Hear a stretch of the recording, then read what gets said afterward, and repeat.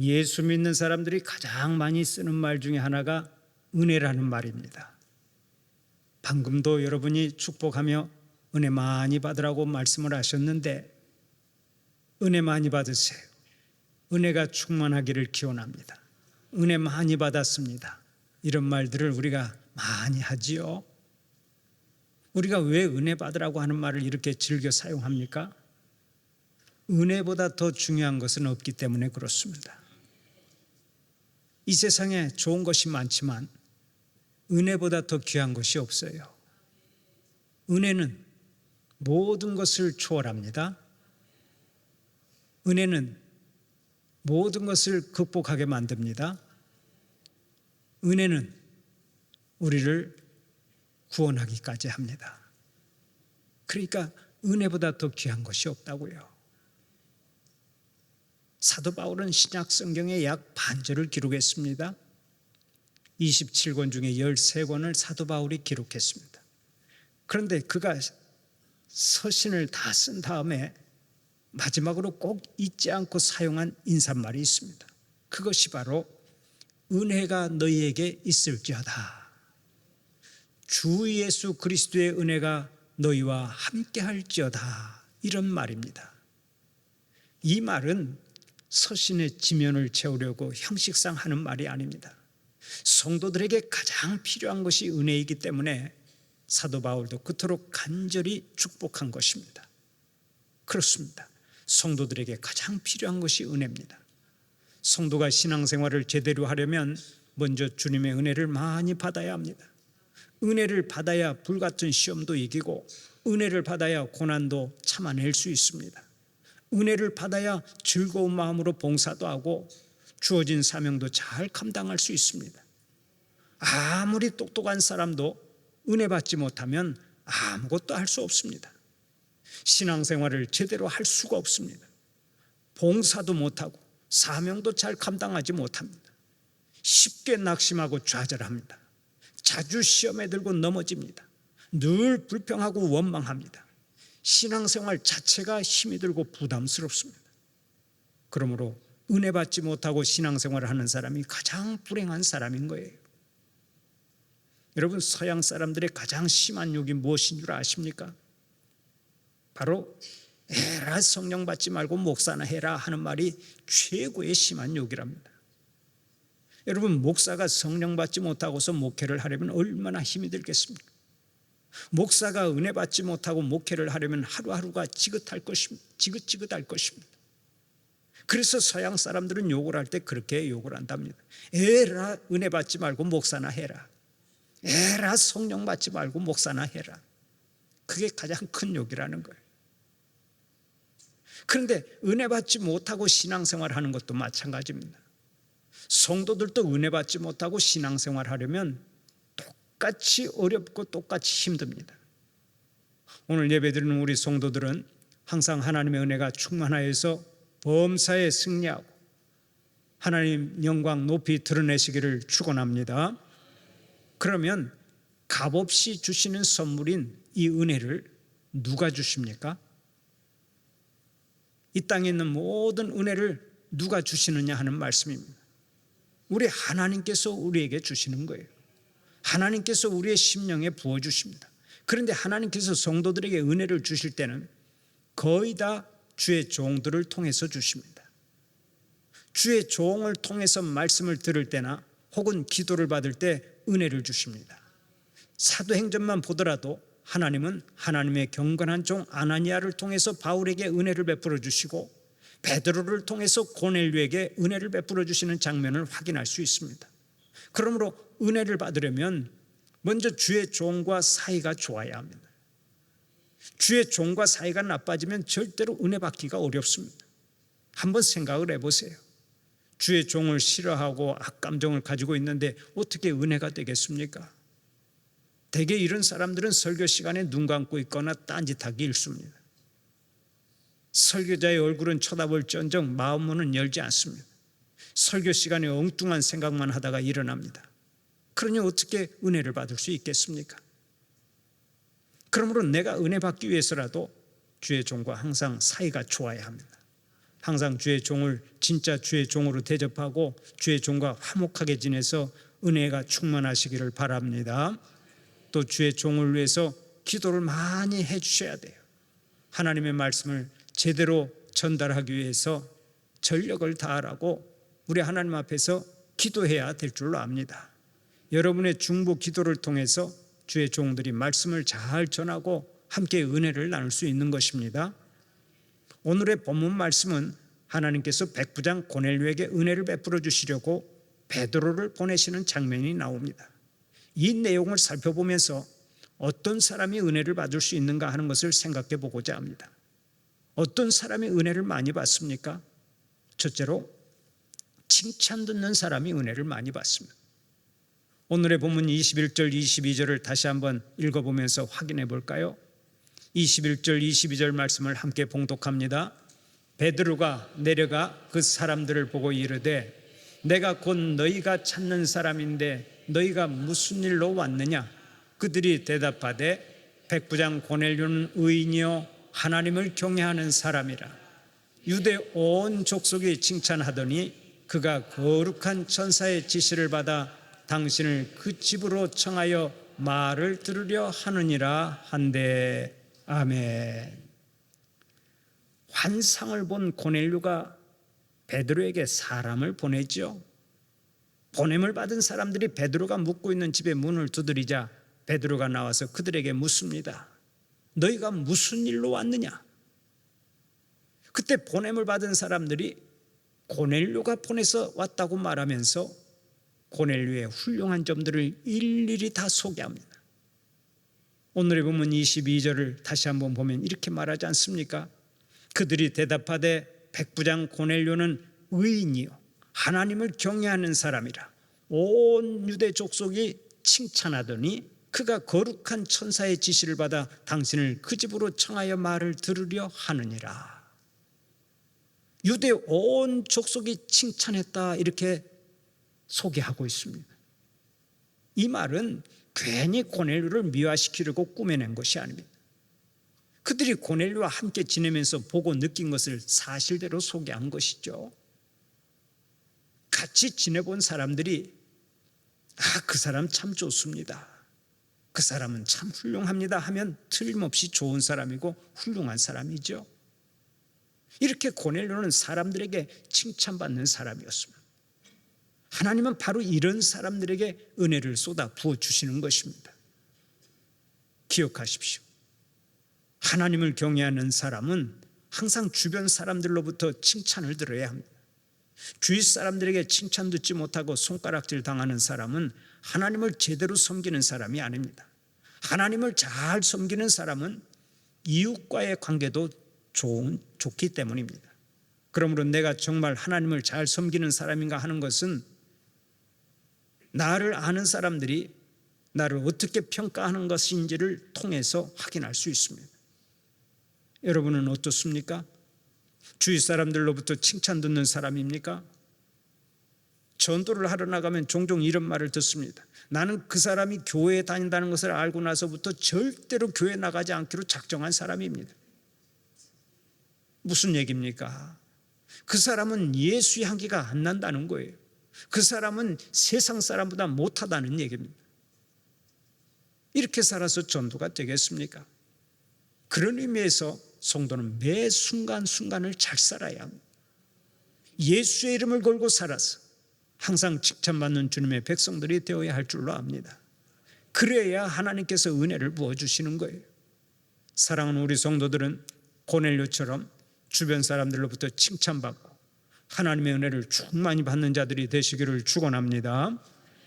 두 번째로 겸손한 사람이 은혜를 받습니다. 오늘의 본문 23절을 함께 읽어볼까요? 23절 말씀 함께 봉독합니다. 베드로가 불러들여 유숙하게 하니라. 이튿날 일어나 그들과 함께 갈새 요바에서 온 어떤 형제들도 함께 가니라. 아멘. 베드로는 고넬료가 보낸 이방인들과 함께 유숙했습니다. 그 당시 유대인이 이방인과 함께 잠을 잔다고 하는 것은 상상도 못하는 일입니다. 그러나 베드로는 환상을 통해서 그것이 하나님의 뜻인 줄을 알고 겸손하게 그들과 유숙했습니다. 그런데 고넬료 역시 겸손함이 넘칩니다.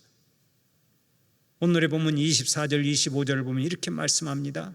이튿날 가이사랴에 들어가니 고넬료가 그의 친척과 가까운 친구들을 모아 기다리더니 마침 베드로가 들어올 때에 고넬료가 맞아 발 앞에 엎드려 절하니.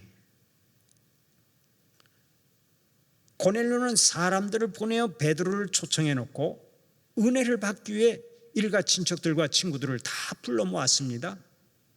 그리고서 베드로가 나타나자 그의 발 앞에 넙죽 엎드려 절을 했습니다. 여러분, 이것이 어디 쉬운 일입니까? 고넬료는 이스라엘을 점령한 로마의 군대 장교입니다. 자기 수하에 많은 부하들이 있습니다. 그런데 지배를 받고 있는 이스라엘 사람인 베드로에게 넙죽 절을 했습니다. 이건 역시 상상을 초월한 행동입니다. 그러나 고넬료는 겸손한 사람이었습니다.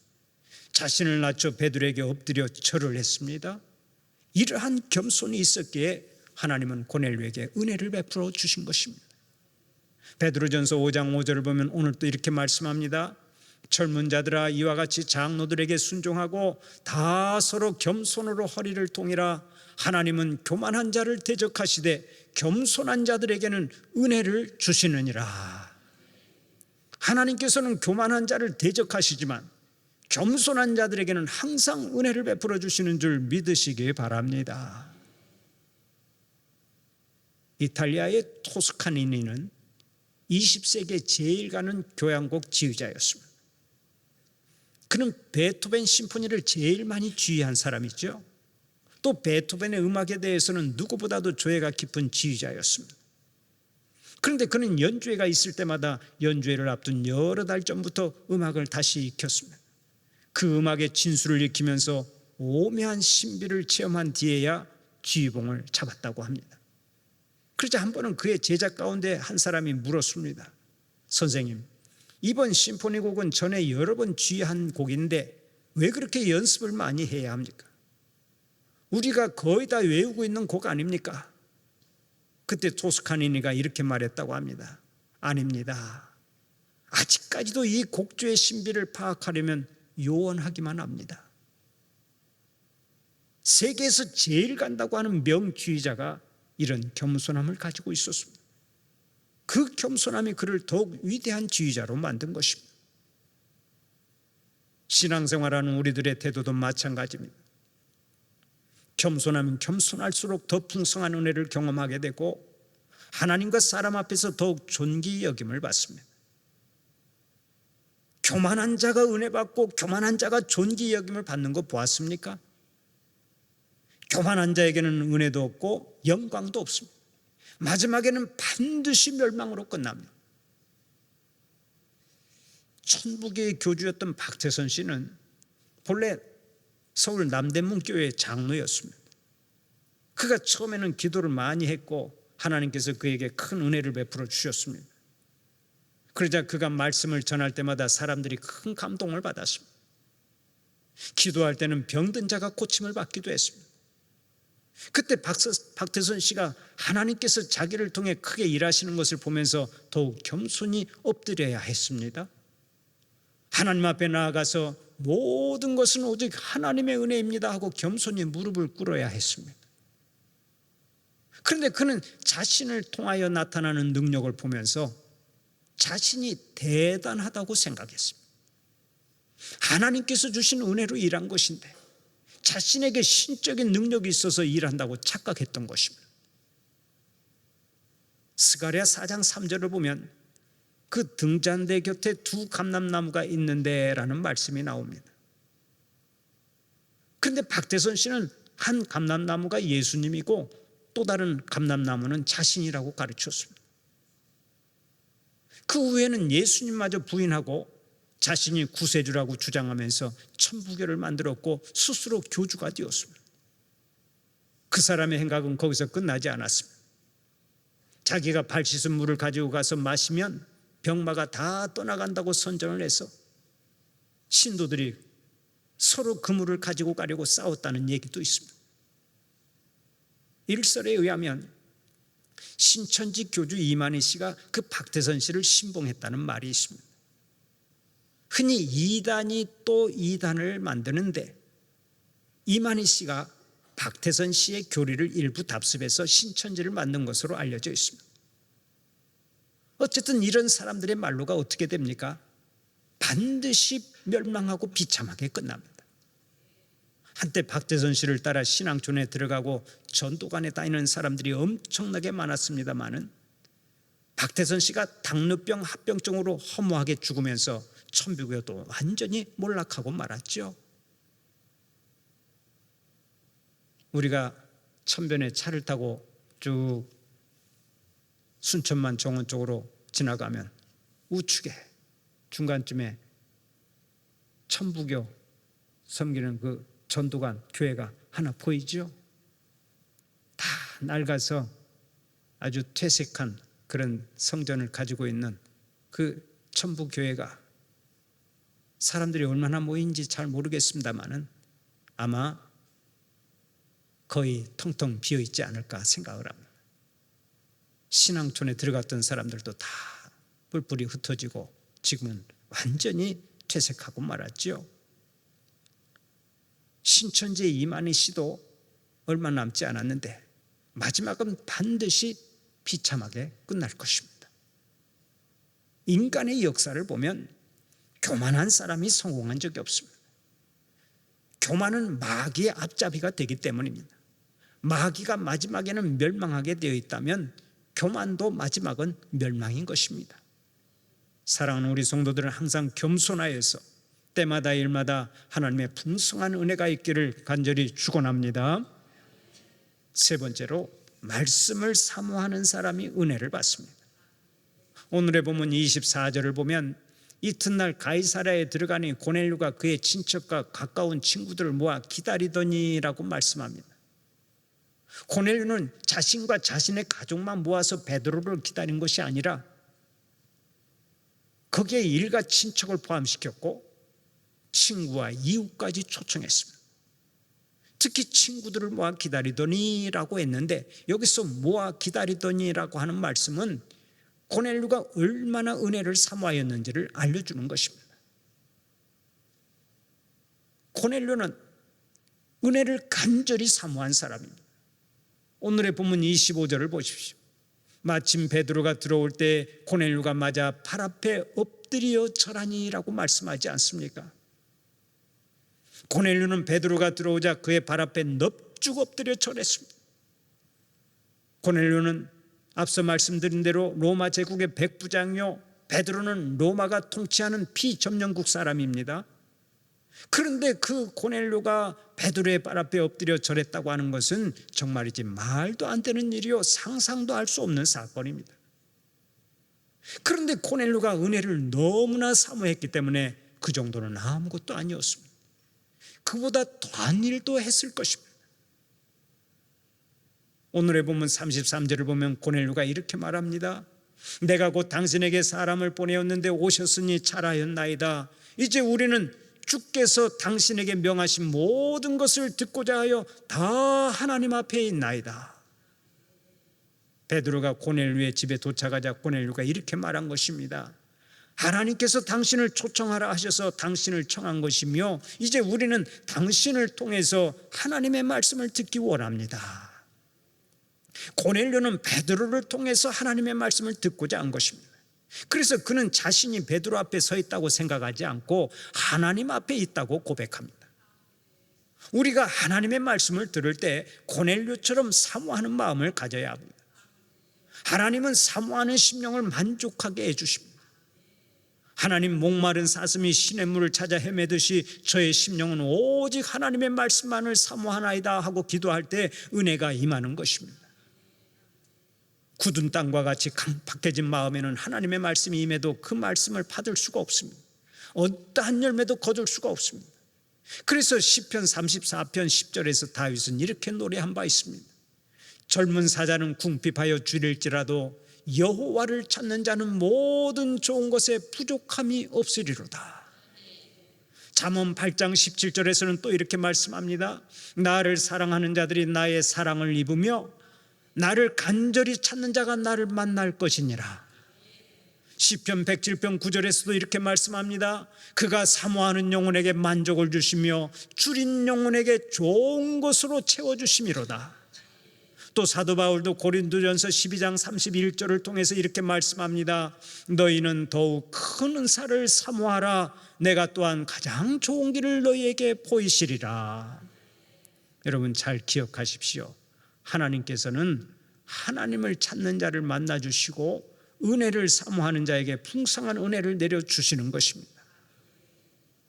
제가 종종 집회를 다녀보면 은혜 받을 교회는 강사를 맞이하는 것부터 다릅니다.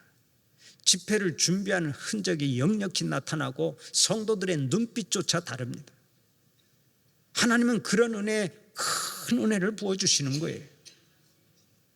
항상 말씀을 받을 때 아멘 할 준비를 하고 말씀이 떨어지면 언제나 아멘으로 화답하면서 큰 은혜를 받더라고요. 굳은 땅과 같이 강팍해진 마음에는 하나님의 말씀이 임해도 그 말씀을 받을 수가 없습니다. 어떠한 열매도 거둘 수가 없습니다. 요즘 비가 많이 쏟아지는데 마당에다가 양동이를 딱 엎어놓으면 그 양동이에는 물이 한 방울도 들어가지 않습니다. 제 말이 맞으면 고개라도 끄덕여 보세요. 제 말이 맞죠? 양동이를 엎어놓으면 비가 아무리 쏟아져도, 폭우가 쏟아져도 물 한 방울이 들어가지 않습니다. 그런데 양동이를 하늘을 향해서 탁 열어놓으면 그 양동이에 물이 찰랑찰랑 차고 넘쳐 흐르는 거예요. 그것을 충만이라고 말을 하는데, 우리가 하나님의 말씀을 통해서 은혜를 받으려면 언제나 우리의 마음의 문을 활짝 열어놓고, 여름날 창대비가 쏟아질 때 양동이를 하늘을 향해서 열어놓는 것처럼 우리의 마음을 열어놓으면 우리 하나님께서 장대비와 같은 은혜를 우리에게 충만히 채워주실 줄로 믿습니다. 오늘 예배드리는 우리 성도들은 항상 사모하는 심령이 되어서 스펀지가 물을 빨아들이듯이 하나님의 말씀을 아멘으로 받으시고 언제나 은혜가 충만하시기를 축원합니다. 그리고 주의 종을 통해서 말씀을 받을 때는 항상 사람의 말로 생각하지 말고 하나님의 말씀으로 받을 줄 알아야 합니다. 데살로니가 교인들은 사도 바울의 말씀을 들을 때 그 말씀을 다 하나님의 말씀으로 받았습니다. 고넬료도 마찬가지였습니다. 좋은 말, 축복의 말만 들으려고 하지 않고 주의 종을 통해서 나오는 말씀은 무조건 다 하나님의 말씀으로 받았습니다. 바로 거기에 하나님의 은혜가 충만히 임한 것입니다. 44절 이하를 보면 고넬료와 그 일행이 성령 충만하고 은혜를 많이 받았다고 기록하고 있습니다. 하나님의 말씀을 사모하는 심령 위에 은혜는 반드시 임하게 되어 있습니다.